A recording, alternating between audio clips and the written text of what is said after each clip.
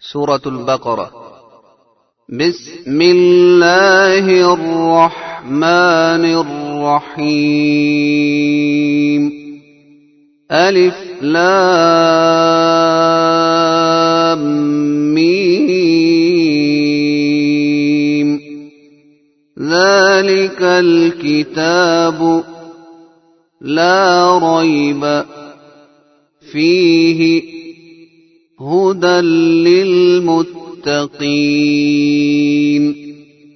الذين يؤمنون بالغيب ويقيمون الصلاة ومما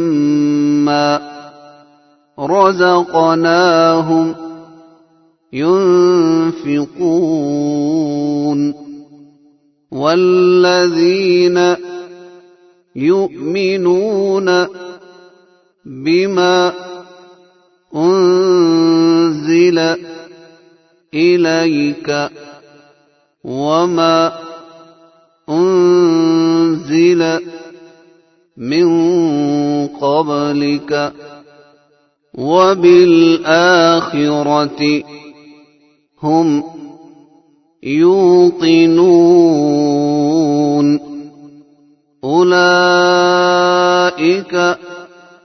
على هدى من ربهم وأولئك